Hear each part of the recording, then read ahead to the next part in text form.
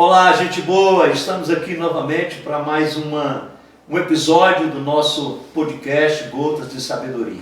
Esse tempo precioso que Deus tem nos dado de chegar até você por meio da internet, você que está nos assistindo. É uma alegria, né? Que você continue aí até o fim. Hoje tem coisa boa no nosso episódio de hoje. Temos um convidado ilustre para estar conosco compartilhando das parábolas, né, de uma parábola da palavra do Senhor para nós. Mas aí nós já queremos pedir você aquele famoso like, né? É importante para nós que você agora, antes de começar o podcast, você já dê o seu like, já pega aí, né, sente o seu dedinho e dê o seu like. Se você ainda não é inscrito no nosso canal, que você possa se inscrever no nosso canal, né, sendo nosso parceiro. E também é importante que você agora pegue o link aí e já compartilhe, né, no seu WhatsApp, compartilhe nas suas redes sociais o link, para que outras pessoas possam ter acesso a esse material. Seja nosso parceiro. Nosso propósito aqui com Gotas de Sabedoria, né, esse nosso podcast onde nós, a cada palavra aqui é uma semeadura da palavra do nosso Deus. E nós queremos que o seu coração seja um coração fértil nesta noite para ouvir a palavra de Deus, para meditar na palavra de Deus. Nós criamos o podcast Gotas de Sabedoria, né, e o propósito é claro para nós. É trazer a palavra de Deus de forma prática, né, reflexiva e transformadora no dia a dia. Né?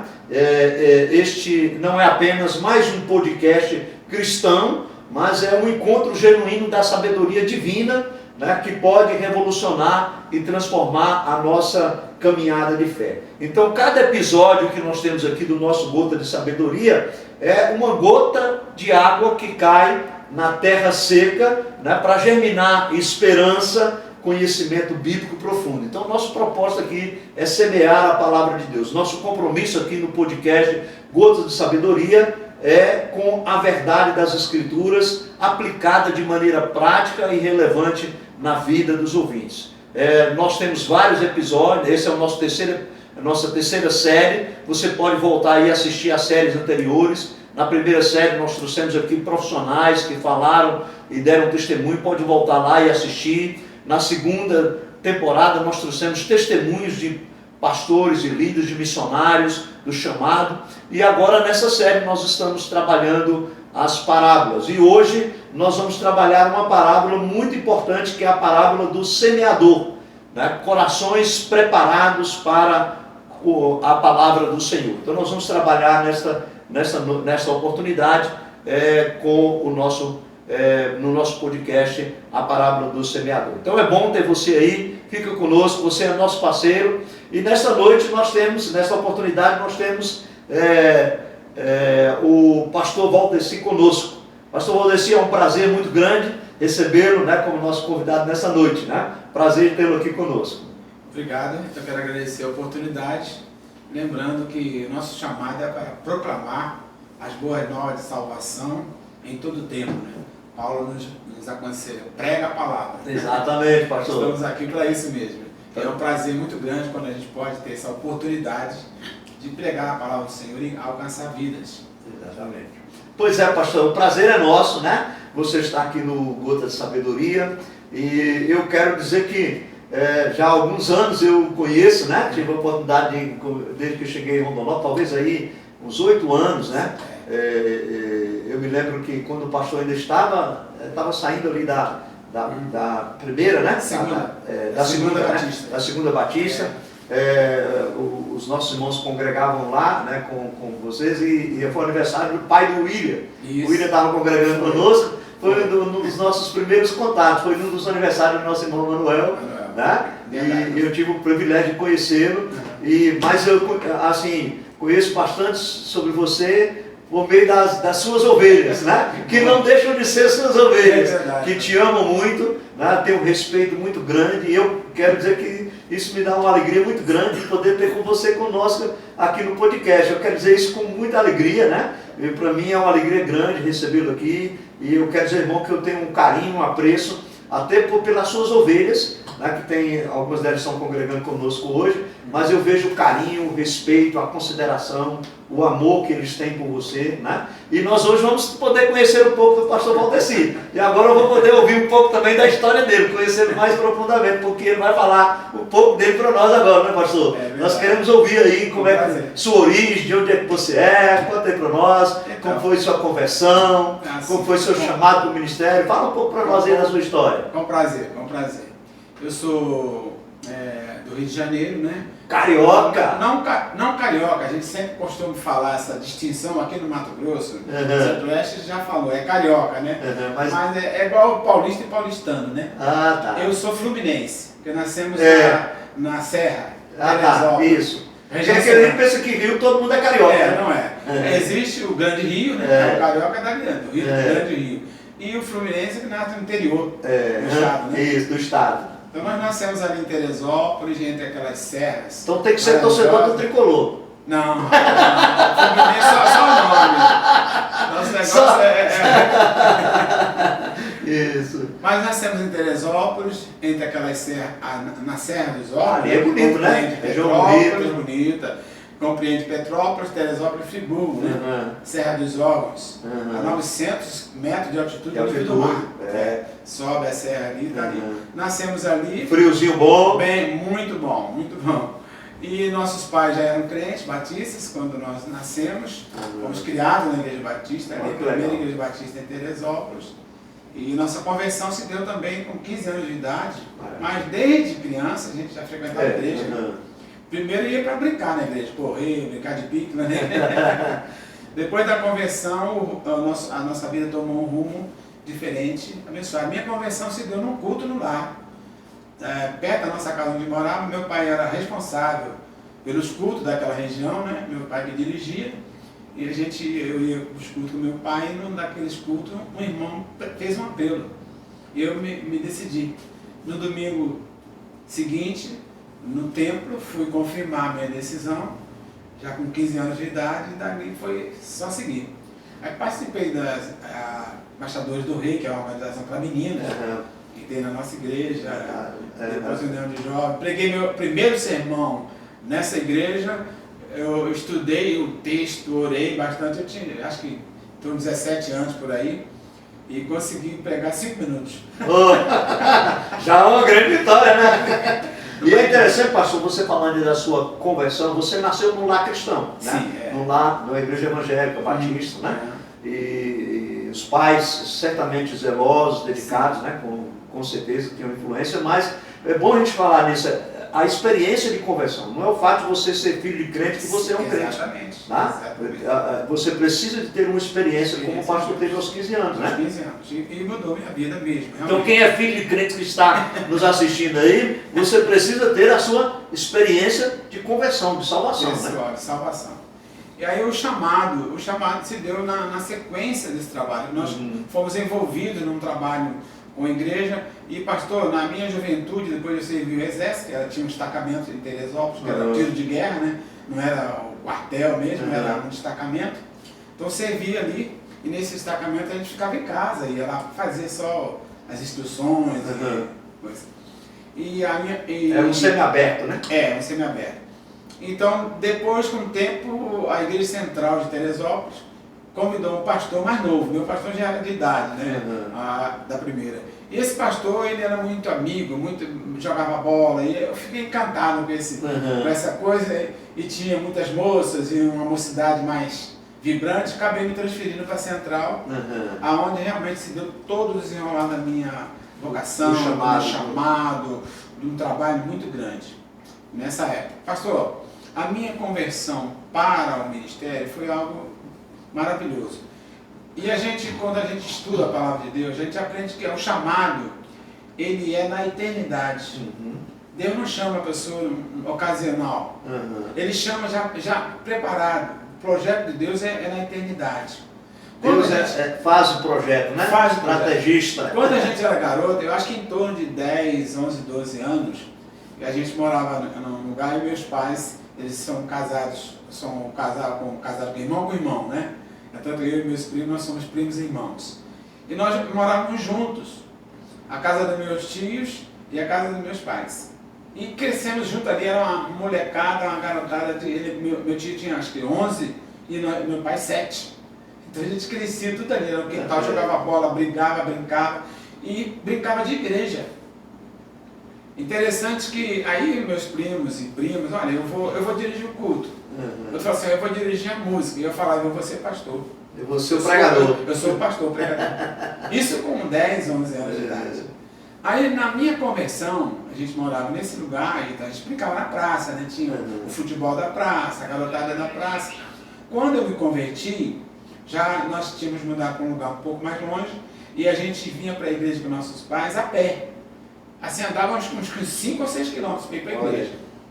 Então eu tinha que vir com meus pais a pé, passava naquela praça, ali que estavam os meus amigos tudo ali. Jogando bola, brincando. Aí eles começavam a gritar, ei pastor, já vai para a igreja, pastor. Então você vê que o chamado ele acontece na eternidade. Nesse período, pastor, aconteceram, que eu transferi para a Igreja Batista Central, eu sou fruto de um grande avivamento que aconteceu nessa década de 70 e 80.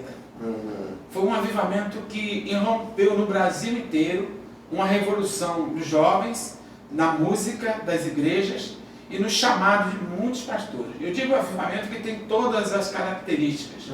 Então nessa época nós estávamos com a nossa Igreja Batista Central, tinha uma missionária que hoje, ainda vive até hoje, a Ela Santana, que trabalha na União Feminina Missionária Batista do Brasil, no Rio de Janeiro, e ela criou um grupo de música entre nós, para ensaiar umas músicas, uma cantata, e aquele grupo se transformou num grande grupo de jovens, chamado Jovens por Cristo.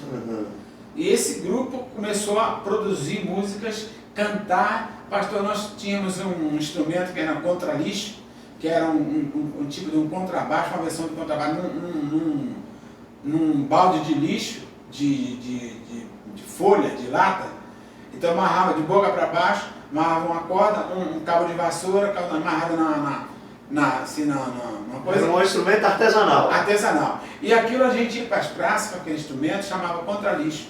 A gente usava esse instrumento para evangelizar. Para chamar a atenção do pessoal, né? As pessoas ficavam admiradas. Pastor, mas foi um avivamento que, olha, muita reunião de oração, então surgiram os clubes bíblicos, espalhados por todo o Brasil, e a moçada sentava ali para estudar, vigília de oração, acampamento espiritual, e muita evangelização, e muito trabalho de rua. A evangelização era tremenda. A gente parava com violão, na calçada, na rua, e começava a cantar, começava a tocar, e as pessoas paravam para ouvir a palavra. Né? Então, esse foi um tempo de... foi crescendo esse chamado.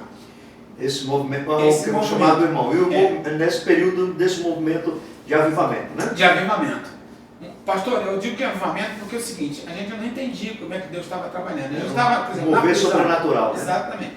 A gente estava numa prisão, toda a moçada, moças e rapazes, indo lá para dentro, onde os presos ficavam tomando sol, naquela parte ali, que era... no pátio lá. Começaram a cantar ali no pátio, os presos lá dentro das grades, ouvindo, eles choravam, depois a gente ia lá orar com eles ali nas grades, e muitos desses presos saíam dali para procurar a igreja. Conversão, né? Muitos saíram convertidos. De vidas, né? Esse grupo, pastor, começou a trabalhar, produzir, eu tenho muitas gravações, canções nossas, de autoria nossas, começou a visitar, nós viajamos no Brasil, Minas Gerais, Espírito Santo, né? Fazendo esse trabalho, e daí surgiram os casamentos, que esses jovens estavam sempre juntos, não tinha tempo. A nossa rotina era assim, pastor, domingo a gente ia para a igreja de manhã, a escola dominical, terminava a escola dominical, era ensaiar o grupo, Jovens por Cristo, 1 hora, 2 horas de ensaio, e em casa almoçava correndo, voltava para a praça para fazer ali. Trabalho evangelístico. Ia, arrastava aquela turma da praça, uma multidão ia para a igreja. Para os cultos das 7h30 da noite. Terminava o culto, aí que a gente ia namorar, que a gente ia conversar. Aí veio o chamado. Dentro dessa questão veio o chamado. O meu chamado foi no sítio do Sossego, ali na região de indo para cá, na BR-101, em Silva Jardim. Tinha um acampamento batista ali. E tinha os acampamentos de temporada, né? Acampamento para rapazes, no período do carnaval, do Brasil inteiro.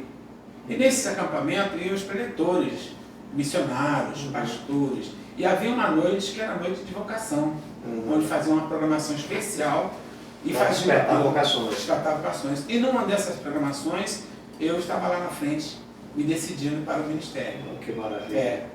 Então a minha vida direcionou, voltei para Teresópolis, para o trabalho, para a escola, para a igreja, já com a visão do chamado ministerial. Então, nosso pastor, vindo isso, então me levou lá em Campos, para o Colégio Batista de Campos, e para o Seminário Teológico Batista de Campos, onde eu me formei em teologia. Curso teológico. Em teológico. Formei em... São 4 anos de curso. 4 anos, curso teológico, bacharel em teologia. Para quem está nos assistindo, o pastor é da Igreja Batista Brasileira, da Convenção Brasileira. Batista Brasileira. E nossas igrejas, a Igreja Batista Brasileira, como a Igreja Presbiteriana, é uma igreja que preza muito pela formação teológica dos seus ministros, né? Sim, muito. Então lá é encaminhado para o seminário, tem um preparo, tem uma formação, né, pastor? Sim. Então, aí foi o chamado. Nesse chamado, aí eu voltei, fiz esses 4 anos, 5 anos, fiquei lá. E voltei para Teresópolis, fui pastor 1 ano auxiliar da nossa igreja lá. E depois assumi a igreja interior, fui pastor uma vez só de 3 igrejas. Eita! Pastor cuidando de 3 igrejas. No interior, na zona rural. Um lugar chamado Andradas, foi o primeiro ministério. São José do Rio Preto, que era no município de Petrópolis. E Serra do Capim, situado ali na BR-101, indo para Friburgo. Trabalhei nessa igreja, trabalhei muito. Foi um trabalho... Mas era uma correria só. Vivia cansado. Um dia, dentro desse chamado, desse trabalho, as igrejas cresceram, fizemos obras, muitos jovens. Aí você falou dos namoros, sua esposa fazia parte desse grupo também. Nós Como é que é o nome da amada? Maria Luísa Soares Dias. Isso, Maria Luísa. Foi nesse envolvimento de trabalho, a gente estava sempre junto, Quando tinha momento vago em casa, a gente ia para a igreja. Conversar, tocar violão, compor canções, planejar o trabalho, a gente estava sempre junto, fazendo viagens missionárias. Então isso foi dando a nós assim o conhecimento das pessoas, das características. Então a gente via aquela moça assim, fomos se namorando e casando, quase todo mundo casou, pastor, dessa turma. Os casamentos surgiram no grupo ali, né? No grupo, e o chamado também. O chamado, exatamente. Foram 8 obreiros, 4 pastores e 4 moças que fizeram. Olha que maravilha. Que fizeram educação religiosa, então hoje tudo na obra do Senhor. Muito bom, muito bom. Foi um período abençoado. Eu chamo de avivamento até para pastores que estão nos ouvindo, pessoas também, porque a gente pensa em avivamento só fora, né? Mas não pensa em Brasil. Foi um avivamento. Por quê, pastor? Despertamento vocacional, ousadia na evangelização, pregação, santidade, oração, compromisso, música. Que é um dos aspectos importantes do avivamento, é a santidade, compromisso com Deus. Né? E muitas conversões, muitas conversões. Pastor, eu vou contar para os irmãos aqui, as pessoas que estão nos ouvindo, na cidade de Campos, onde eu fiz meu seminário, o Colégio Batista de Campos, eu cheguei no auge, no meio desse avivamento, no seminário, em 75. Esse avivamento chegou lá. E havia uma igreja metodista que estava fechada. E o grupo de jovens, que foi pactado, grupo bíblico, com música, com trabalho de evangelização, abriu essa igreja e começou a se reunir. E um dos jovens que era dependente químico, que usava drogas, ele se converteu nesse movimento. E ele começou a liderar esse trabalho dentro dessa igreja, ele se tornou pastor, formou o seminário, se tornou pastor e abriu essa igreja, está aberta até hoje. Eu trabalho na igreja metodista em Campos. Então foi assim, desse momento é avivamento da igreja, né? Todo esse momento tem histórias por todo esse Brasil. Foi aí que vieram surgir o grupo Logo, o grupo Elo, o Jairinho, e depois o grupo Logo, Vencedores por Cristo. Em São Paulo, Jovem da Verdade, Rebanhão, toda essa gente. Foi dessa época. Dessa época que começou a surgir. Foi uma revolução às igrejas. Inclusive na música nas igrejas também. Isso é, pastor, quando nós inauguramos, nós começamos nosso grupo, a gente tinha um violão E depois compramos uma caixinha de som pequenininha assim, que o pregador usava nas praças para subir em cima da caixa de som para pregar. Nós tínhamos o pregador que era do grupo, que é o pastor Isaías Quirino, nosso amigo. E depois começamos a comprar guitarra, nós mesmos do grupo, comprar guitarra, caixa de som e a bateria. No dia que nós inauguramos bateria da Igreja Batista, um grupo de irmãos se levantou e foi embora. Isso é uma revolução, né? É uma revolução. Isso é o mundo dentro da igreja. Mas, pastor, esse grupo, ele encantou tão grandemente a igreja, entendeu? Que os irmãos amavam o trabalho. Nosso pastor, Antônio Moreira Portes, era um homem, uma cabeça boa, um homem de Deus. Ele dava todo visionário, apoio, né? Visionário, ele dava todo o apoio para o trabalho nosso. A gente viajava, ó, nosso grupo de música está em tal lugar assim, fazendo um projeto missionário. Ele apoiava a gente, orava com a gente, levava a igreja a orar, a apoiar. Então eu denomino um grande avivamento. Eu venho desse avivamento. E como é que tu chegou nessas plagas aqui, nessas terras por aqui? A história é bonita. Eu estava então na região rural, em Andrada, pastoreando lá. Nosso filho tinha nascido, Lucas nasceu no primeiro ano. E na região rural, você tem um bairro assim, um bairro aqui, um povoado ali, não é? E eu preguei naquilo tudo. Um dia eu falei, Senhor, eu já preguei aqui, já preguei ali naquele bairro, já preguei aqui, me manda para um lugar maior. Falei assim com Deus. Eu quero ir para um lugar maior. Quando eu chego em casa, esse lugar, pastor, eu morava na cidade, ficava uns 30, 40 quilômetros, que a gente tinha que pegar um ônibus ou carro, né, para ir para a igreja. Eu morava na cidade. Eu chego em casa, uma quarta-feira à noite, do culto de oração, estava lá, minha esposa Luísa falou, olha, o pastor Samuel Martins, que é o secretário executivo da Convenção Batista do Mato Grosso, ligou para você visitar uma igreja no Mato Grosso. Olha. Aí a resposta foi imediata. Você orou, pediu. Não, mas não foi ainda assim. Eu vim, visitei e não fiquei. Tá. Era para ficar em Cuiabá, onde está meu amigo pastor Carlos, que também era do nosso grupo de música, um dos pregadores, um dos seminaristas formados ali. E fui, visitei e não fiquei. Eu estava muito cedo ainda no ministério, achei que era muito cedo para sair de Teresópolis. E fiquei. Aí em 85, um ano depois, o pastor veio novamente. Aí veio uma amiga nossa, Daisy, veio para a convenção formada lá no IBER, que o IBER era um tipo de seminário batista para mulheres. A escola de ensino religioso para mulheres. Para mulheres. Ali na Tijuca, no Rio de Janeiro. Então a minha esposa fez ali, essa Daisy, que é a nossa amiga até hoje, fez ali. Ela veio, concluiu, veio para Cuiabá trabalhar como secretária na Convenção Batista. E ela veio nos chamando. Ela veio trazendo, aí ligou para mim para visitar uma igreja em Várzea Grande. Aí eu vim visitar Várzea Grande, eu falei, Luiz, olha, estou indo visitar Várzea Grande, a Luísa não veio, e nós já vamos embora para Mato Grosso. Mas eu já vou aceitar o convite.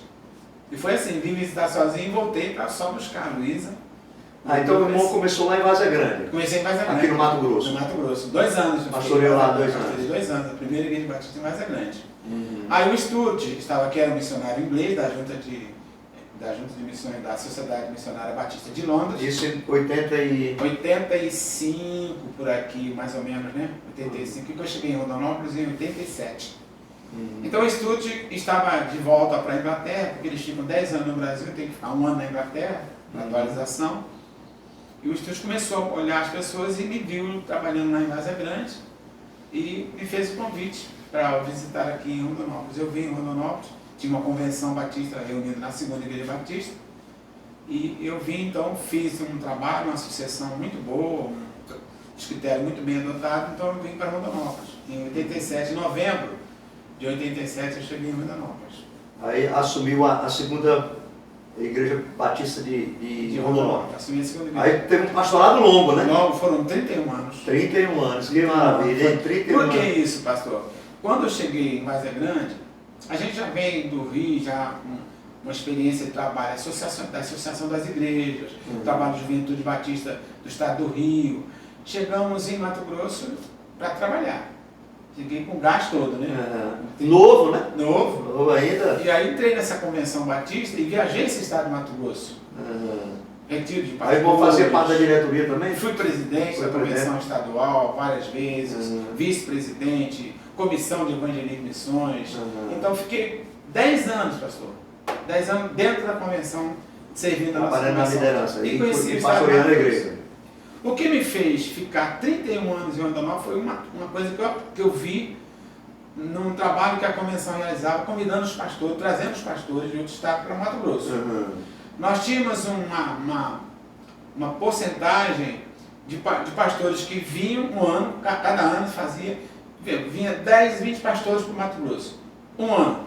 No mesmo ano saía 10, 20.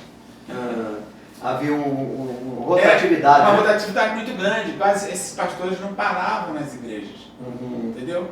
Então isso dificultava muito o crescimento da igreja. Porque a igreja, o pastor chegava, começava a trabalhar, tinha que sair, isso interrompia o processo, né? Exatamente. Então eu coloquei no meu coração, eu vou ficar em Rondonópolis 10 anos. Coloquei isso, vim para Rondonópolis, eu vou ficar 10 anos aqui. Aí um pastor lá em Cuiabá, numa das reuniões, falou, olha, ele pregando, falou, olha, pastor que fica 10 anos numa igreja, só sai se ele quiser. Falei, então tá bom, então e fui ficando. Então foi um período assim longo e deu uma estabilidade muito grande para a igreja, para o nosso ministério, e foi muito abençoado. E a Segunda Igreja Batista fica num lugar muito importante na nossa cidade aqui, né? É uma igreja bem, né? Muito bem situada, é um missionário, um homem de Deus. Hoje o pastor Stuart Cristine, que era o missionário que fundou, ele veio mesmo para plantar a igreja em Rondonópolis. Ele era também um físico nuclear, e ele também um homem de uma sabedoria muito grande. Ele fez um estudo da cidade, para onde ele ia colocar a igreja. Da cidade, né? O crescimento, ele falou, a cidade vai crescer para cá, para essa região ali. Aí ele foi e comprou um terreno, ganhou da prefeitura o bico ali da frente e da imobiliária do senhor Áureo, até quero destacar isso aqui, sempre eu lembro disso, o senhor Áureo doou também um terreno, são 3 terrenos aquele carro. É interessante, o Áureo ele tem contribuído muito, né? Inclusive com o Instituto Gama também tem uma história dele. Aí, bonito, senhor Áureo, muito obrigado, senhor Áureo, sua família, o senhor é bênção. Então, esse pastor veio com essa visão de trazer a igreja para ali. Era perto do cemitério, então não era um lugar muito... As pessoas tinham até um certo medo, achavam que a igreja tinha um formato de um caixão, que estava no cemitério, ali era um lugar meio... não tinha nada, era meio mato, ou a cidade era para lá, só que a cidade veio toda para cá. Está crescendo para cá. Está crescendo para cá. Então, 30 anos foi muito abençoado. Nesses 31 anos, pastor, nós conseguimos fundar 5 igrejas batistas aqui na cidade. Nós fundamos Primavera do Leste, Poxorel. Na região, né? Na região. Primavera, Poxorel, aqui em Jardim Atlântico, quando eu fui filhas da segunda. Filhas da segunda. E Campo Verde, tem uma outra, são 5. Eu acho que, Jardim da Verdade não. Primavera do Leste, Poxorel, Campo Verde, Jardim Atlântico, qual a outra? Getsemane, Parque São Jorge. 5 igrejas nesses 31 anos. Filha da segunda igreja nesse período. Tinha um trabalho muito forte com família, tinha uns congressos de família. Então foi uma benção. Aí o pastor se aposentou, né? Pastor, eu tive uma... Como é que foi a sua saída da igreja? A segunda foi uma saída meia brusca, eu diria, e talvez não tenha falado isso ainda assim, publicamente. Brusca pelo seguinte, a igreja cresceu muito, uma liderança muito forte, tinha um volume de trabalho muito grande, e nesse período eu tinha uma filha que ela se desviou, né?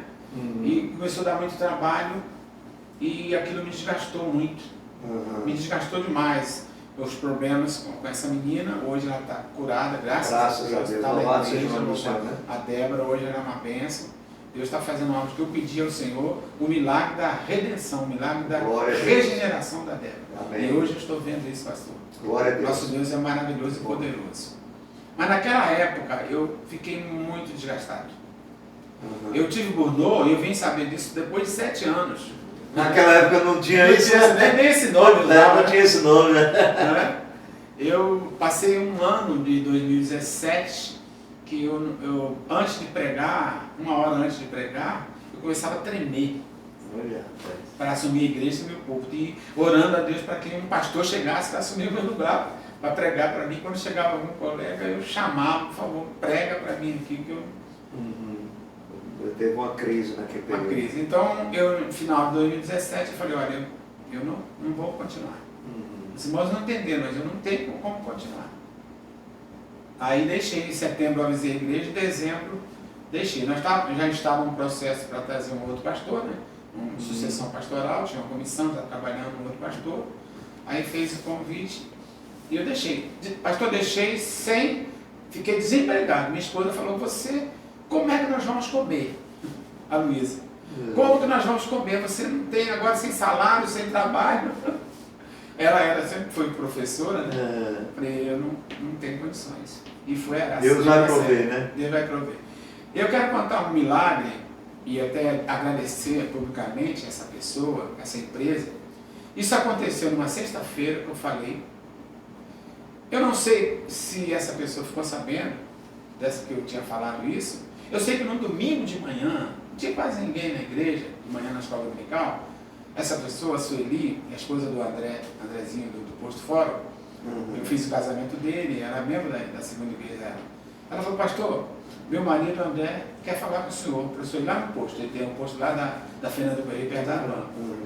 Então na segunda-feira de manhã eu fui lá. O Andrezinho falou assim, pastor, eu tenho uma oferta para fazer para o senhor de R$2.000 por um ano. Eu tinha saído da igreja sem salário, sem condição. Eu não sei como que ela ficou sabendo. Eu sei que falou, deixa a sua conta aqui com a minha secretária, o dinheiro vai estar na sua conta todo dia primeiro. Olha que bênção. Fielmente. Deus é bom, né? Deus é maravilhoso. Mas porque Deus sabia, Sim. Deus conhece o coração do pastor, Sim, né? é verdade. E Ele sabe das suas lutas, daquele momento que você estava vivendo. Foi um cuidado de Deus, né? Foi, um cuidado maravilhoso. Ele foi um instrumento de Deus na sua vida. Sim, eu tenho agradeço até hoje ao André, oro por ele até hoje, o André, por essa oferta, por esse cuidado que ele teve. teve. Deus falou com ele, sem dúvida. Eu não sei como é que ele ficou sabendo, ou como é que a Sueli ficou sabendo. Mas nesse período também, aí o pastor já se aposentou, já estava aposentado? Aí já tinha entrado com a aposentadoria pelo INSS, né? Consegui pagar 23 anos e já entrei com a aposentadoria. Até foi pela Justiça Federal, a aposentadoria saiu mais rápido. No dia que a aposentadoria saiu, foi o dia que completou o ano do André, da oferta do André. Cessou lá e a aposentadoria entrou. Que bênção, né? Uma bênção. Deus é fiel, Deus cuida. Aí, pastor, nesse período que eu saí da segunda igreja, fui para o Parque São Jorge, era uma igreja pequenininha, estava com uns problemas com o pastor, eu falei, vou ficar aqui. Ajudando ali. Ajudando ali e tal. E fiquei feliz, sabe por quê? Era um grupo pequeno, não tinha muito trabalho. Eu estava ali umas 10 pessoas. Também emocionalmente estava se recuperando, né? Sim, eu não sabia disso. Aí veio a pandemia, 19 e 20, né? Fechamos a igreja, que tinha basicamente eu, a Luísa, a minha sogra, a tia Eva, que é a minha madrinha, e mais o irmão da minha irmã Zélia, e mais alguns irmãos ali. Fechamos a igreja na pandemia. Passou esse tempo, e agora, esse ano, 2025, passaram-se 7 anos exatamente, pastor. 7 anos. E agora, em março, eu recebi o convite para pregar no aniversário da Igreja Batista Jardim Atlântico e despertou algo novo em mim de assumir a igreja, de voltar a um ministério integral ali, né? Integral. E eu entendi que esses 7 anos, Deus estava me cuidando ali. Era, exatamente, dando tratamento que você precisava. Aquele tempo de refrigério, exatamente. De emocionalmente você se equilibrar, também na questão de você testemunho de sua filha, exatamente. Né? De então, você se aproximar dela, estar mais perto dela. Exato, o cuidado dela também foi muito importante, porque ela passou um ano numa clínica em Chapada dos Guimarães, uma clínica feminina, e saiu bem melhor da clínica. Ela tinha passado todos os problemas que ela passou aqui na cidade, muitas pessoas conhecem, e conseguimos colocar uma clínica lá, Rosa de Sarão, até a clínica feminina, e ela saiu lá bem. E agora ela precisava de cuidado. Então foi um tempo também que a gente Para você pastorear ela, cuidar dela, né? Cuidar dela. Ter um pastoreio mais próximo ali. Exatamente, foi isso que aconteceu durante 7 anos. Olha que bênção. A gente pôde cuidar da Débora e os irmãos cuidaram de nós. Eu tenho até a agradecer aqui ao irmão Davi, e a irmã Zélia e os irmãos lá e os outros irmãos, além da minha família, né? Que todo o apoio a gente recebeu da nossa família, que cuidaram da gente ali. Na Getsemane, na igreja de Parque São Jorge. A igreja, ela tem esse papel, né? Tem. E é bom que a gente tem eu costumo dizer que a igreja militante, a igreja visível, né? Ela é formada por homens falhos, né? Sim. Mas a igreja é o melhor lugar, ela cuida da gente, mesmo com todas as dificuldades que a igreja tem, os conflitos que ela tem, mas Deus sempre levanta homens e mulheres na igreja para cuidar da gente, não é verdade, pastor? Sim, você não pode achar que um ou dois ali, talvez falso crente, ou que está ali da igreja se escondendo, que a igreja é tudo assim, né? Exatamente. Você não pode fazer isso de maneira nenhuma. De modo geral, a não igreja... pode generalizar a igreja, olha a igreja por causa desse... dois ou três aí que, né? Porque de um modo geral a igreja é acolhedora, é bênção, ela restaura. Exatamente. Se você está fora da igreja, volte quanto antes, né, pastor? Exatamente. Aí hoje o pastor então está em Jardim Atlântico, foi eleito agora, né? Foi um processo muito legal, assim, porque eu senti uma alegria muito grande. E quando eu cheguei para pregar no aniversário da igreja em março, eu cheguei, eles fizeram um culto ali numa chácara, a chácara Migria, ali no Farias. Passaram um domingo, cheguei lá de manhã, o irmão Adonis, até eu quero mencionar isso, que foi minha ovelha também aqui na segunda igreja. Depois ele mudou para o Atlântico e ficou na congregação. E para toda a igreja falou: pastor, nós queremos o senhor aqui como pastor nosso. Nós queremos um pastor mais experiente dessa vez. E como pastor interino. O senhor aceita? Eu falei: aceito. Foi assim, pronto. Depois, mas nós não queremos só interino, não. Nós queremos depois que o senhor fique com a gente como pastor efetivo. Falei: Madonna, vamos estar a oração. Então o processo de março, foi março, abril, maio, junho, julho e agosto. A igreja fez uma assembleia para esse convite, tivemos várias reuniões e houve uma votação unânime. Olha que pensa. Uma votação unânime, 100% de votos para eu assumir a igreja como pastor titular.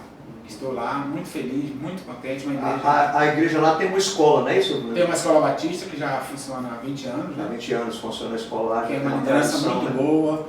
É pré-escola? É só ensino fundamental. Só ensino fundamental. Só fundamental. Foi até essa escola, quem começou foi o pastor Walter Menezes, que era também diretor do nosso seminário em Cuiabá, que esteve pastoreando ali um tempo. Então eu falei: 20 anos de história, né? E uma escola boa, tem um ensino muito bom, um grupo de professores excelente, tem um trabalho bom com as crianças ali, com os meninos, sabe? Muito bom. Eu amo a escola, sabe? Eu acho que toda igreja, como o Reverendo Simonton, o missionário que trouxe o presbiterianismo para o Brasil, ele tinha isso, a igreja é uma escola. Sim. Ele dizia: as dependências da igreja deveria ser utilizada durante a semana para a educação. Então essa é uma visão da igreja, né, da igreja presbiteriana, da escola. Eu acho a escola, eu tive a oportunidade de plantar, de trabalhar a igreja e abrir escolas, trabalhar com a igreja em escola. Eu sou apaixonado por escola. Eu acho que é Batista, né? Uma porta aberta, né? O Colégio Batista em Campos era internato, e no seminário também a gente lá e as igrejas, né? As igrejas tradicionais, as igrejas históricas, todas elas têm um papel relevante na educação do Brasil. Grandes instituições, grandes colégios, né? Presbiterianos, batistas, que formam pessoas. Exatamente. E grandes homens também, e mulheres. Que estudaram nas nossas escolas, nas nossas universidades, né? Então a igreja, ela tem um papel relevante, né? Relevante na formação acadêmica, né? Na formação de profissionais para uma tarefa. E eu louvo a Deus por isso. A igreja não pode perder essa vocação. Não pode. Né? Principalmente hoje, né? A carência é maior ainda hoje, né? Exatamente, nós vivemos exatamente. Nós precisamos de boas escolas para a gente dar uma formação de qualidade para os nossos filhos, né? Não só também educacional, mas de formação moral, né? A gente percebe hoje a necessidade de ter escolas com um bom cuidado com a moral, né? Porque às vezes a gente encontra muitas muitas dificuldades nessa área, né? E a gente tem escolas públicas boas, mas a gente sabe que também tem algumas dificuldades, né? Está muito difícil. Esses dias nós estamos trabalhando também com o Instituto Papo Reto na escola. O Marcelo e o pastor Marlon, a esposa dele, eles estão trazendo o Instituto. E esse Instituto faz um trabalho excelente nas escolas. Nós estamos junto com eles, vamos formar a diretoria, vamos entrando com um pedido de ajuda, né? Da prefeitura.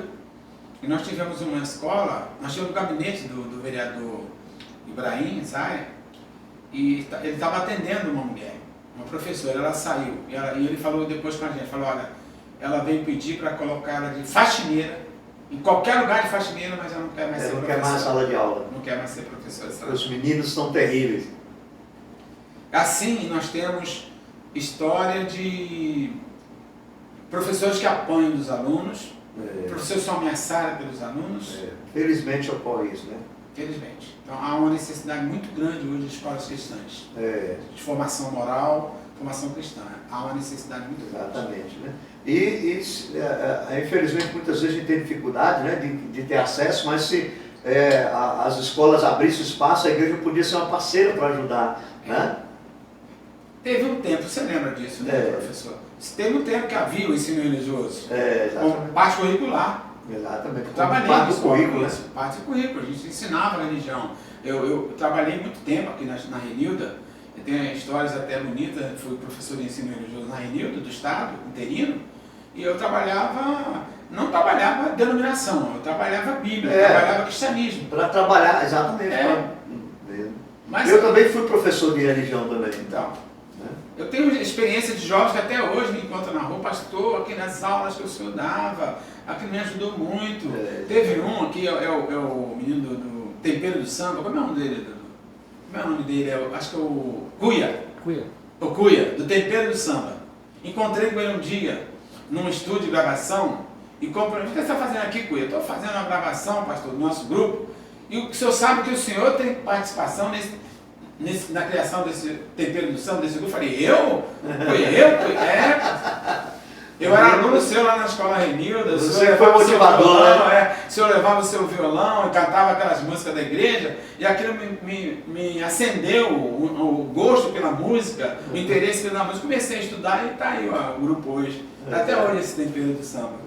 Então, assim, são várias experiências da importância desse trabalho nas escolas. Que maravilha. Muito bom mesmo. Que maravilha. Pastor, que bom! Eu estou podendo conhecer um pouco mais, né, da sua história e ver que de fato Deus tem sido gracioso com você, né? Amém. Tem firmado um ministério longo. Já são quantos anos de ministério pastoral? 40? 44. 44. Olha aí, eu estou com eu vou fazer agora 35, né? Então. 35 anos de ordenação pastoral também. Já estou na caminhada, mas ainda ainda estou mais novo que você. Você já tem 10 anos na minha frente. 22 de novembro eu vou completar 45. 45 anos. 31 de março do próximo ano, eu faço 35 anos de ordenação pastoral. Mas eu fiquei um ano como licenciado, né? Aí sei que a nossa igreja às vezes tem a licenciatura e depois a ordenação. Eu tenho uma grande vantagem, que a Luísa também tem uma vocação, tem um chamado, né? Ela se preparou também na escola de educadoras cristãs. É uma parceira mesmo, né? Parceira mesmo. A minha esposa também é uma parceira, graças a Deus. É uma benção. Ela não fez seminário, não fez a formação específica, depois ela fez a pedagogia e tudo, mas ela é totalmente dedicada ao ministério. E é bom, né? Quando o pastor tem uma esposa que é parceira, que é companheira, que está com a gente no ministério, isso é muito bom. Muito né? bom. Faz muita diferença nas nossas vidas, né? Quase toda a diferença, né, pastor? É verdade. Pastor, que bom. Vamos conversar um pouquinho sobre a nossa quase que nós estamos mas vamos conversar um pouquinho sobre a parábola, pelo menos as pessoas estão esperando, e a parábola? Mas vamos um pouquinho passar para a parábola, né? E eu vou fazer a leitura da parábola que a gente vai conversar hoje, a parábola do semeador. E nós vamos fazer a leitura dos 3 evangelhos, né? Os evangelhos sinópticos, eles tratam desta parábola, né? O Marcos, Lucas, Mateus e Lucas. Nós vamos ler na maneira como Lucas registrou. Eu vou ler aqui, Lucas capítulo 8, versículo 4 a 15, né? Do 4 ao 5, Jesus conta a parábola, e depois do 9 ao 15 ele vai explicar a parábola, né? Como Lucas registrou. Ele diz assim: afluindo uma grande multidão e vindo ter com ele gente de todas as cidades, disse Jesus por parábola: eis que o semeador saiu a semear. E ao semear, uma parte caiu à beira do caminho, foi pisada, e as aves dos céus a comeram. Outra parte sobre a pedra, e tendo crescido, secou por falta de umidade. Outra caiu no meio dos espinhos, tá? E estes, ao crescerem, com ela a sufocaram. Outra, afinal, caiu em boa terra, cresceu e produziu a 100 por 1. Dizendo isto, clamou: quem tem ouvido para ouvir, ouça. E os seus discípulos o interrogaram, dizendo: que parábola é esta? Explica para nós, né? Um pedido dele. Então Jesus respondeu-lhes: a vós outros é dado a conhecer os mistérios do reino de Deus. Aos demais fala-se-á por parábola, para que vendo não vejam e ouvindo não entendam. Este é o sentido da parábola. A semente é a palavra de Deus. A que caiu à beira do caminho são os que ouvem, vêm a seguir o diabo, arrebata-lhes do coração a palavra, para não suceder que crendo seja salvo. A que caiu sobre a pedra são as que, ouvindo a palavra, recebem com alegria. Estes não têm raízes, creem apenas por algum tempo, e na hora da provação se desviam. A que caiu entre espinhos são os que ouviram e no decorrer dos dias foram sufocados com os cuidados, as riquezas e deleites da vida, e os seus frutos não chegaram a amadurecer.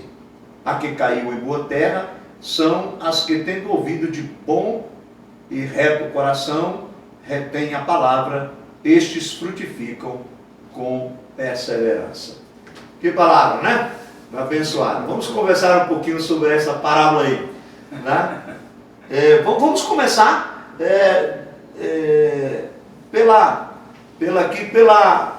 o semeador, né? Vamos começar aqui pelo semeador. Quem é esse semeador, né, que saiu a semear, pastor?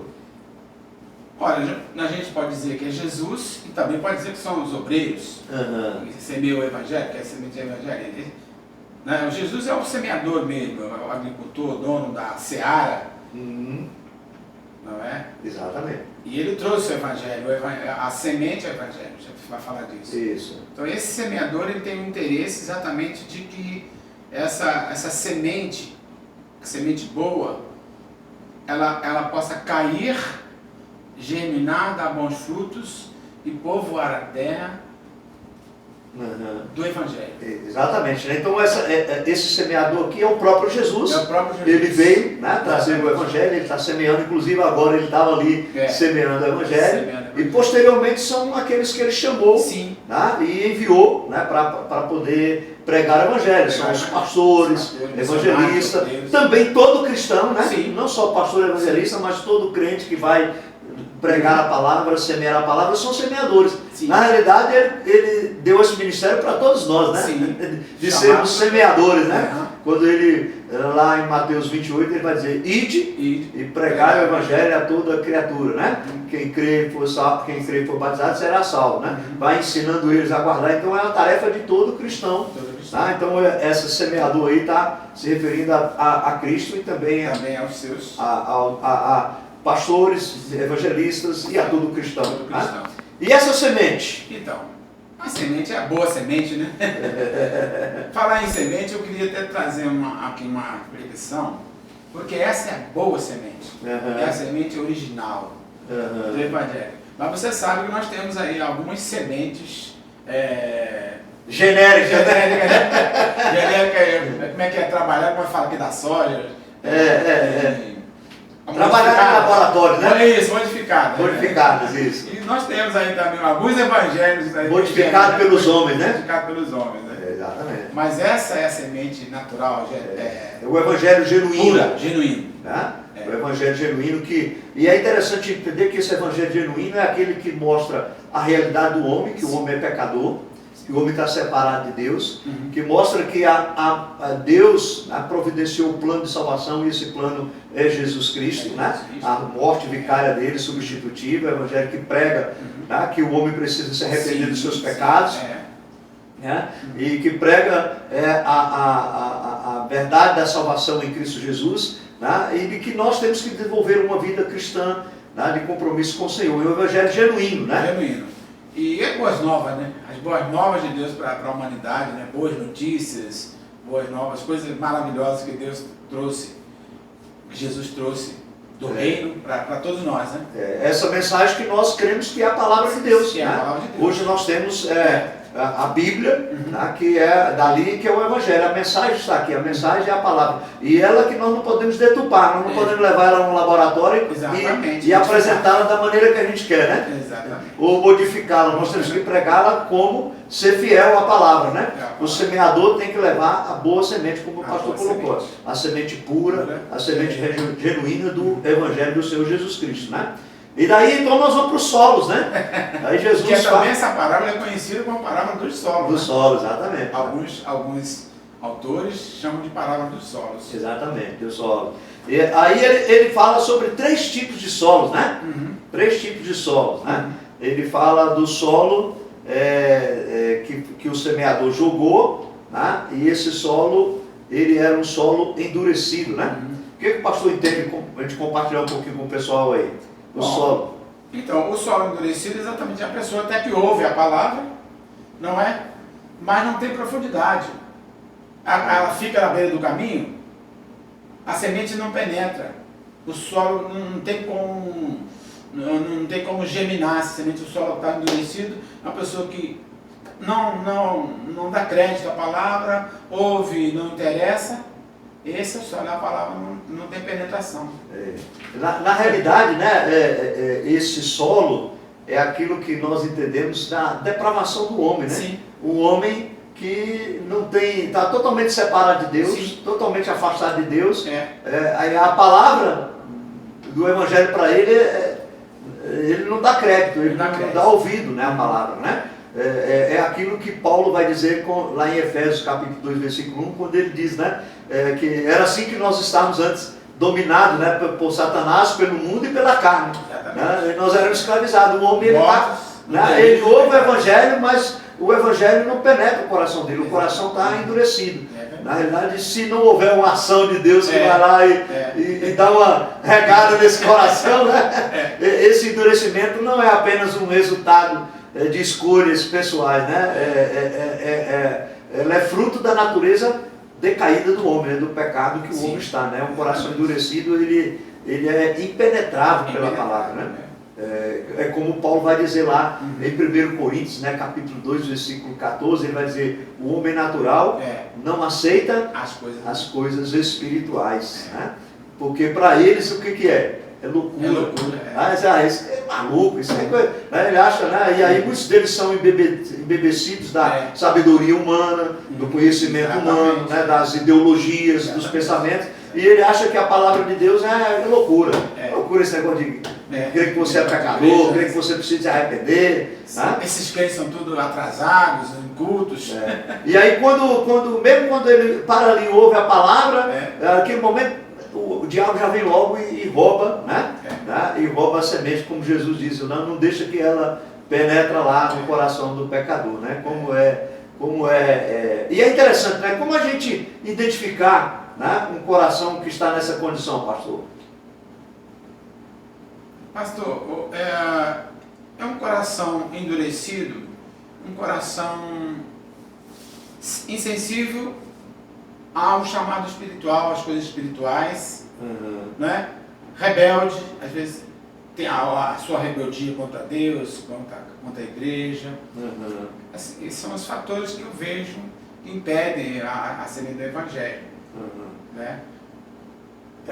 Na realidade, né, pastor, uma pessoa que esse solo, ele é uma pessoa totalmente entregue ao pecado, né? Entrega ao pecado. Entregue ao pecado. O coração, né? E por estar entregue ao pecado, o coração dele é um coração duro. É um coração de pedra. Ele, né, ele fica insensível. Né? E a gente percebe isso, né, pastor? Não sei se você já tem 45 anos de ministério, já tem muito tempo para isso. Tem pessoas que você prega o evangelho e a pessoa é dura. Você fala e ele ouve, ele fala, tem oportunidade e permanece dura ali com o coração endurecido, né? É verdade. É um coração endurecido. É uma pessoa insensível para ouvir o evangelho, né? Exatamente. Ouvir o evangelho. A Bíblia também chama, Paulo também chama que morto, né? Morto nos delitos e pecados. O morto, ele não tem sensibilidade nenhuma. Exatamente. Se não houver uma... Se não houver uma ação de desse coração ali que vem... ressuscitar. Exatamente. Essa é a realidade, né? Na realidade, eu costumo dizer, pastor, que todos nós tínhamos um coração assim. Sim. Todos nós tínhamos um coração endurecido, porque todos nós nascemos no pecado. Rebeldes, verdade. Longe de Deus. Todos nós tínhamos um coração endurecido.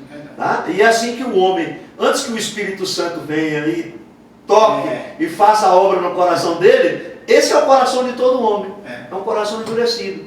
Tá? É um coração que ouve a palavra, mas é como se estivesse ouvindo qualquer outra coisa e não dá crédito. Até zomba. Até zomba, né? Tem pessoas que zombam porque é o coração endurecido, né? O coração endurecido. Aí vamos para o outro, porque a gente vai entendendo, né? Então, na realidade, eu não sei se o pastor concorda comigo, mas essa era a condição de todos nós. Todos nós éramos de um coração endurecido, um coração rebelde, um coração que não queria a Deus. Essa é a condição de todo mundo. Davi vai dizer no Salmo 51, eu nasci em pecado e em pecado me concedeu a minha mãe. Então, no fundo, todos nós éramos assim. Se Deus não agir e não vier para nos alcançar, não é verdade? Deus vem e Ele age e Ele é quem vai quebrar esse solo, esse coração endurecido do homem, né? Mas tem pessoas que vão permanecer nessa condição. Verdade, pastor. E lá também, Ezequiel, o profeta Ezequiel, Deus fala assim, eu tirarei o coração de pedra. Isso, e colocarei o coração de carne. Colocarei um coração quebrantado, um coração que vai ouvir a minha palavra. É a ação de Deus mesmo para quebrar o coração de pedra. Esse coração de pedra. Mas no fundo todos nós éramos assim. Mas tem pessoas que continuam assim.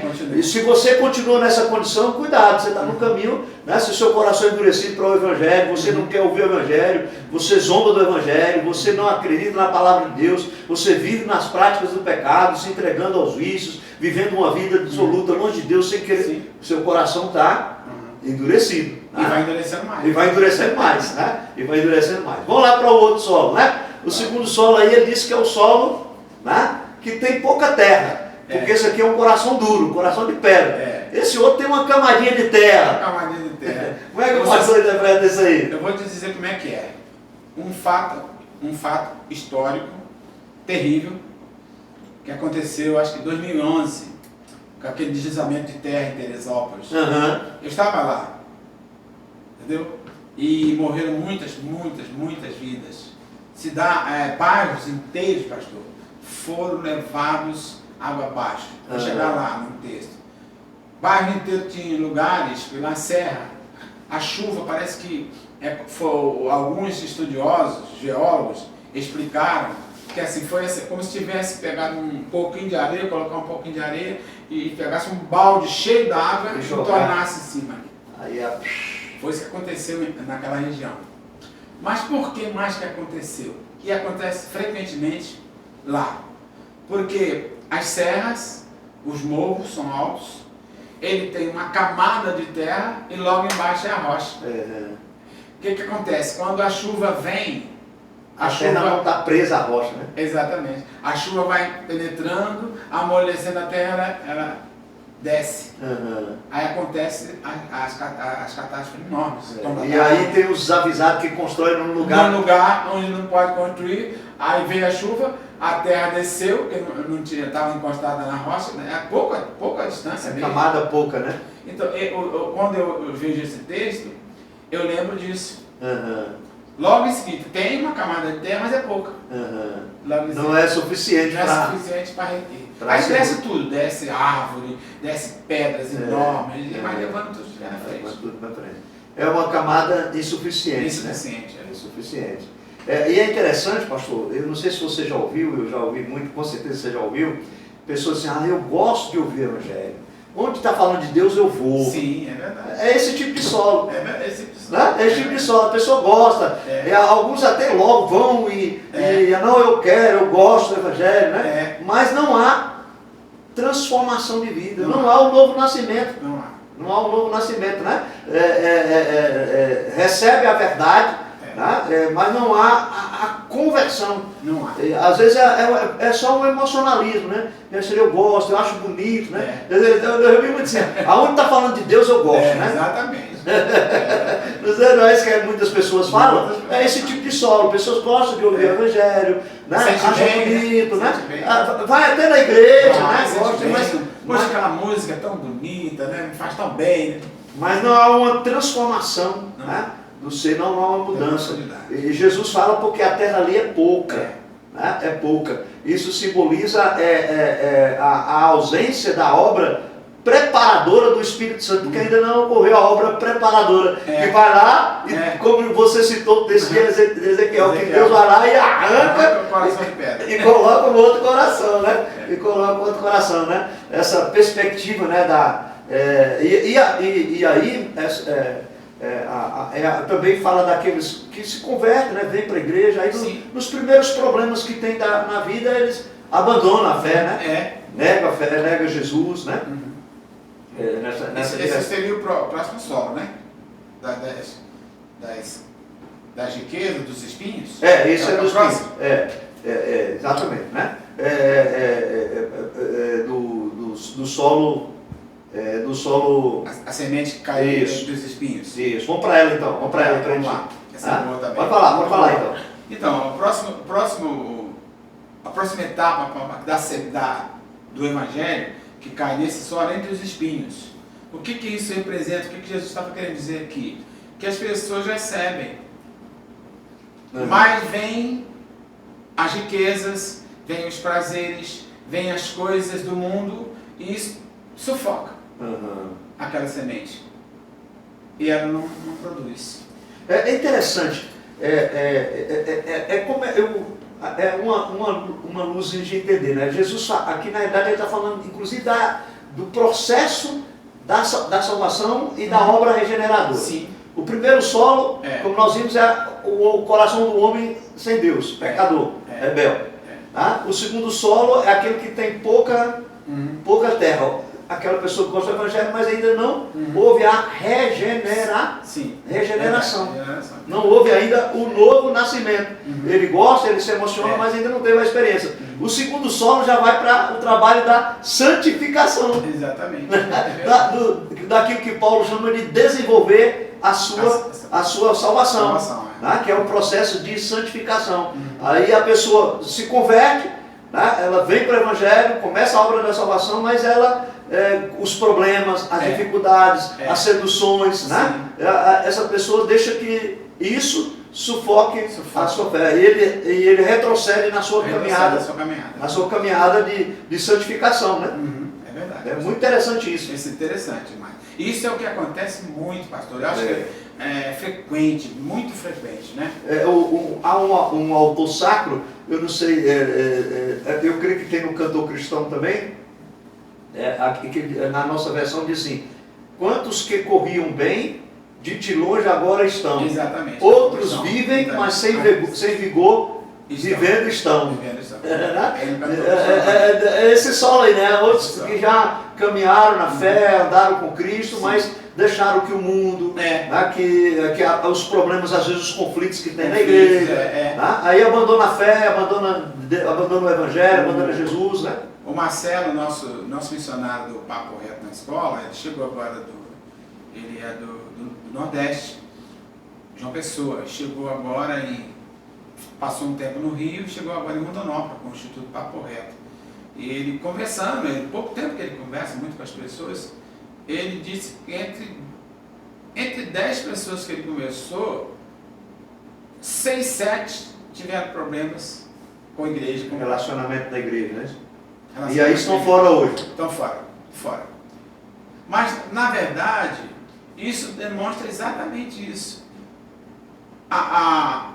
esses problemas também que sufocam a palavra. Não é? Não é exatamente. Nós temos o problema com falsos pastores, falsas igrejas. Nós temos esse problema. E eu digo até, pastor, não só, não quer dizer que, por exemplo, ele tem um conflito com um pastor ou com um membro da igreja, que ele não seja cristão, que ele não seja, porque nós somos pecadores. Sim. Nós erramos, nós falamos, às vezes, eu como pastor, quantas vezes eu já não errei no ministério? Sim, é verdade. Agora, eu como membro, eu como pastor, não vou abandonar minha fé por causa da falha do outro. Exatamente. Da falha, pelo contrário, eu devo procurar ajudá-lo e estar ao lado dele, e não abandonar minha fé por causa disso, né? Existe a questão do mau exemplo que o pastor falou, de ajudar. Mas você vê também, nesse caso, que sufocou a semente do evangelho. Que não podia. Na verdade, se acontece um problema ali, a pessoa tem um certo interesse em continuar, ele vai procurar uma outra igreja, ele vai procurar um outro pastor, talvez uma pessoa mais séria. Isso, para pastorear. Mas aí o camarada deixa aquilo sufocar. A mensagem que ele recebeu do evangelho, ele sufoca ali. E é interessante, pastor, que nós vivemos numa sociedade cheia de espinhos. Sim, também. Para sufocar a gente, né? Para sufocar a gente. Como manter a palavra viva no nosso coração, para que ela possa frutificar e não deixar que esses espinhos... Né? Porque esse é o grande problema, que muitos que caminhavam deixam... Né, esses espinhos se sufocando, porque não se alimentam, não lê a palavra, não oram, não estudam, não se dedicam na vida cristã, na comunhão com a igreja, e vai deixando que as coisas desse mundo, os espinhos desse mundo vai sufocando, né? Vai sufocando a sua fé. Né? E aí, se não tiver cuidado... ele se afasta mesmo. Se afasta. É incrível. Nós estamos falando de algumas pessoas que vêm na igreja ficam pouco tempo, mas nós temos casos aqui de pessoas que estavam na igreja há muito tempo. Exatamente. Estavam no evangelho há muito tempo e deixou se sufocar pelos espíritos da vida, pelos seus cuidados, pelas coisas. Ontem eu preguei na igreja e estava falando sobre... Eu até trouxe a porcentagem, não me lembro aqui agora, não está vivo, mas nós temos um índice muito grande, né, de pessoas que são evangélicos nominais, como tinha antigamente da igreja católica, né?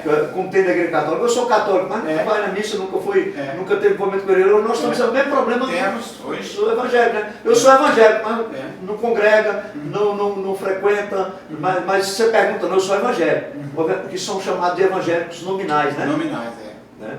E aí a gente tem que ter cuidado com esse problema que nós estamos vendo na igreja, né? Não é verdade, pastor? É verdade. Tá? E aí, o solo bom. Nós chegamos no solo bom. Esse é bom, né? Esse é bom, né? E é esse que Jesus quer, né? É verdade. Ele quer no nosso coração, né? Que ele disse que esse é o solo onde a palavra vai chegar, né? E ali ela vai frutificar, né? A primeira coisa interessante é que esse solo ele foi regenerado, né? Foi regenerado. Regenerado. Houve aquilo que você contou da sua experiência no início, a conversão, a mudança de vida, a transformação. Né? O Espírito Santo chegou ali e fez uma obra né, na vida daquela pessoa e naturalmente né, é uma obra do Espírito de Deus na nossa vida. Né? Pastor, a gente tem que destacar uma coisa. O Espírito Santo ele vai trabalhar. Sempre ele vai trabalhar. Mas tem uma coisa que nós chamamos que é a responsabilidade humana. A eleição é dada, mas a responsabilidade humana também conta. Exatamente. Nós verdade? É o que Paulo chama de gente desenvolver a nossa salvação. Desenvolver a salvação. Deus vai te abençoar, o Espírito Santo vai te abençoar, mas se você também procurar, desejar, abraçar, se aprofundar, desejar mais e mais, você vai ter mais e mais. Esse solo bom é um solo interessado. Ele recebeu aquela palavra e ele quer crescer naquilo. Ele quer aumentar a sua fé. Ele quer ser usado por Deus. Ele quer ser bênção na mão do Senhor. Como diz o Augusto Sacro, mais de Cristo. Mais de Cristo. Eu quero ter mais do seu poder, mais da sua graça. Eu quero ser um vaso de bênção. Então, esse solo, a característica é essa. A característica desse solo, né, é que desse coração que produz frutos da obra divina, ele ouve, né, com entendimento espiritual, porque o Espírito sim. Santo abre a mente dele, né? Ele compreende, ele entende, né? Através da própria iluminação do Espírito Santo, e ele dá fruto. Dá fruto. Tá? Ele dá fruto porque, como resultado natural de uma vida que é dirigida por Deus. Porque ele vai entender, como Paulo vai dizer lá em Gálatas 2:20, né? Logo já não sou eu quem vivo, mas é Cristo que vive em mim, e esse viver que agora tenho na carne, vivo pela fé no Filho de Deus que me amou e assim mesmo se entregou por mim. Então o desejo dele, né, é viver para Cristo. Viver para Cristo. Né? Então ele vai produzir frutos, Sim. né? Porque ele sabe que a vida dele é Cristo. E que ele foi salvo, ele foi regenerado, né? Ele foi transformado para viver uma vida que glorifica a Deus. Ele passa a entender qual é o propósito para o qual Deus nos criou. Exatamente. Que Deus nos criou para o louvor da glória dele. Exatamente. Não é verdade? E isso vai crescendo, você vê, por exemplo, o chamado.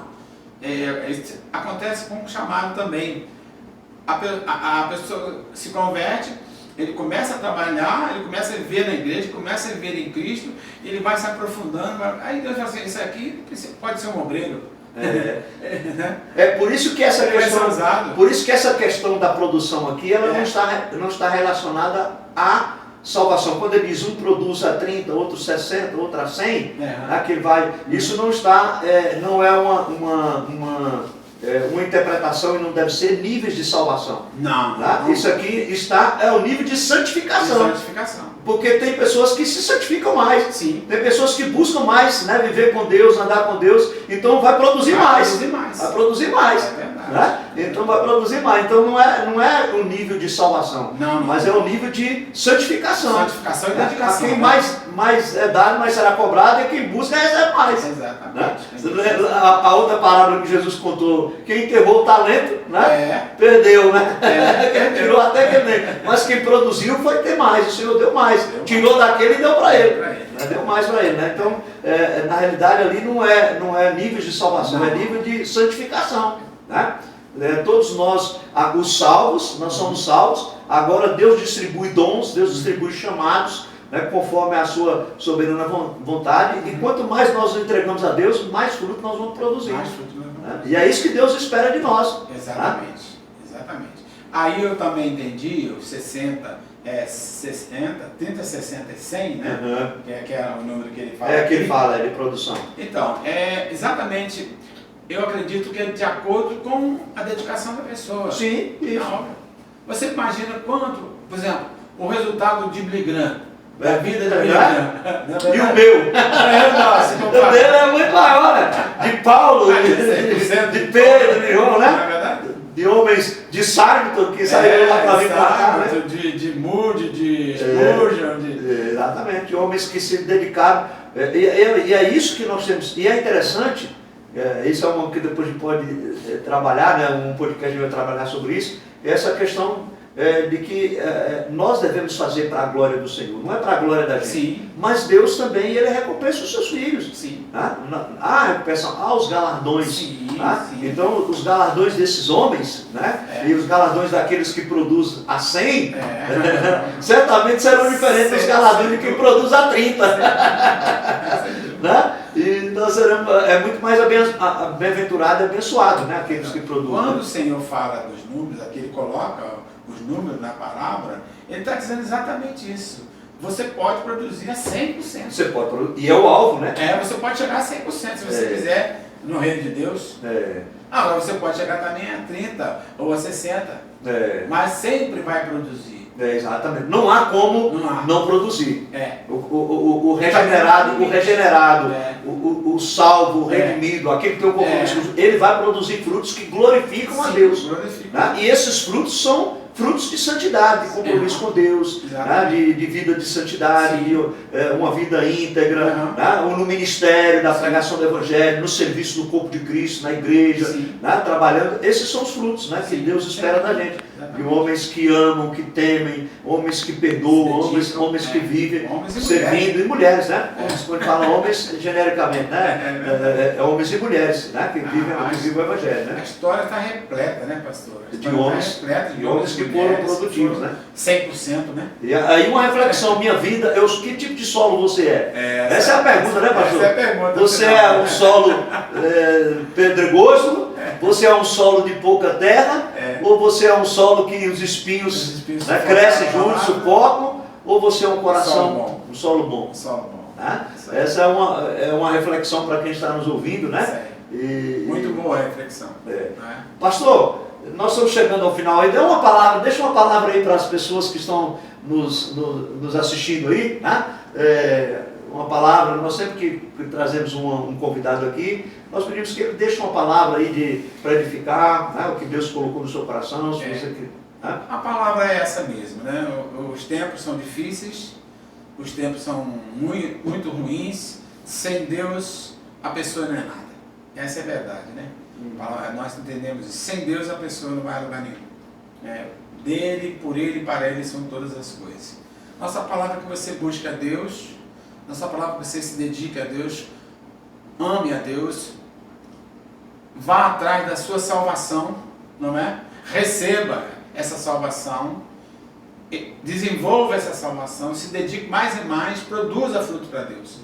Deus não tem limite para abençoar também, não é?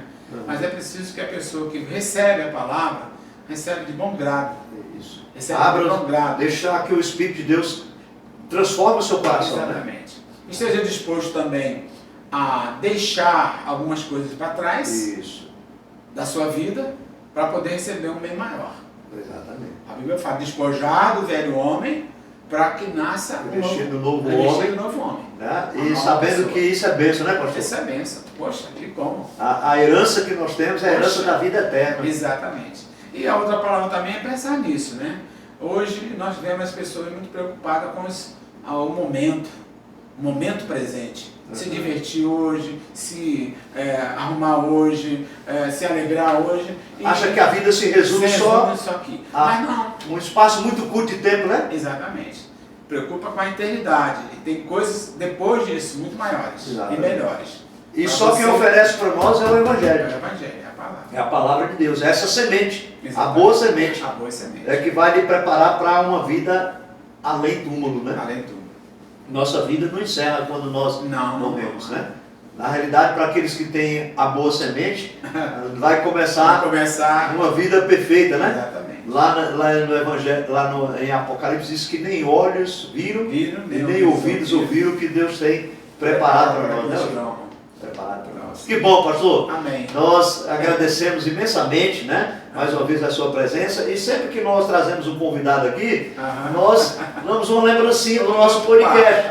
Aqui dá uma lembrancinha para o pastor. Pode abrir aí e mostrar para o pessoal, né? Olha aqui, bem assim. Olha aí. E eu que gosto de tomar um café. Um cafezinho, um chá. Olha, né? Na hora que você estiver lá nos seus estudos bíblicos, nas suas reflexões. Muito bom, pastor, muito obrigado. É uma lembrancinha do nosso podcast. Pastor, eu quero dizer um detalhe aqui ao receber esse presente aqui da Igreja Presbiteriana. Quando eu cheguei aqui, o Afro me conhece, é um grande amigo que eu tenho. O homem de Deus, né? O homem de Deus. Um homem que tem uma história também aqui de 30 e tantos anos de ministério. 30 e tantos. Eu e ele. Nós somos, hoje eu acho que nós somos os mais velhos. Pastores, Pastores. Provavelmente sim. E naquela época, o Afro, antes de chegar aqui, eu ajudava a Igreja Presbiteriana, ajudei a Igreja Presbiteriana, ajudei a Metodista, em períodos que eles ficaram sem obreiros. Então eu me lembro do Simão Júlio, ele vinha em casa, me pedia ajuda para ministrar, para pregar, tinha uma necessidade, e ele me chamava e eu ia lá com o maior prazer. E eu sou muito grato à Igreja Presbiteriana por isso, é o meu amigo Afro e a você agora também, o Paulo Ricardo, tenho vários amigos aqui na Presbiteriana. Esse detalhe. Estou muito feliz por isso. Eu agradeço. Nós somos o corpo, né, meu irmão? Somos o corpo. Somos o corpo de Cristo. Somos do reino, né? É do reino de Deus. O reino né? que conta ali. E é muito bom a gente aprender, porque aquilo que são as diferenças, elas não são essenciais, né? Não são. O essencial nós desenvolvemos na fé, que é Jesus, que é Cristo, que é o Evangelho, que é a verdade, que é o que nós estamos acabando de expor aqui, né? A boa semente do Evangelho. E é muito bom, né? E estamos aqui abertos. Você que está nos assistindo, quiser fazer uma visita lá, né? A igreja onde o pastor está pastoreando hoje, a igreja Batista Jardim Atlântico. Jardim Atlântico. Bem no meio do bairro. Bem no meio do bairro. Pode fazer uma visita lá, certamente você vai ser bem recebido, vai ser amado, muito acolhido, né, pastor? Nosso escuto é quarta-feira, às 19 horas, Escola Bíblica Dominical ao domingo às 8h30 da manhã, e o culto de louvor e adoração à noite, 19 horas também. Aí o convite, seja um bom solo, né? Seja um bom solo, um solo aberto para que você possa produzir frutos para a glória do Senhor. Tá? Nós agradecemos. Antes de você sair aí, não deixe de dar o seu like, tá? Por favor, se você ainda não deu, ainda há oportunidade, aperta o seu dedo aí, não custa nada você apertar aí, né? E dar um like aí para nós, é importante para nós, a plataforma vai considerar relevante o nosso trabalho. Se você ainda não é inscrito no canal, se inscreva. Nós estamos fazendo uma campanha para nós chegarmos ao maior número, né? Pelo menos 500, nós estamos já chegando perto de 500 inscritos. Faça essa, nos ajude aí, peça aos seus amigos, né? Se inscreva lá no canal do podcast Gotas de Sabedoria, no canal da Igreja Presbiteriana Boas Novas, seja parceiro da gente, passa aí, né? Compartilhe o nosso podcast de hoje, né? Nossa edição de hoje, compartilhe, né? Ative o sininho também, porque a gente tem sempre uma mensagem nova, alguma coisa que Deus está fazendo no nosso meio, nós queremos compartilhar com você. Ative o sininho que você vai ser sintonizado. Deus te abençoe, um grande abraço, né? E até o próximo episódio.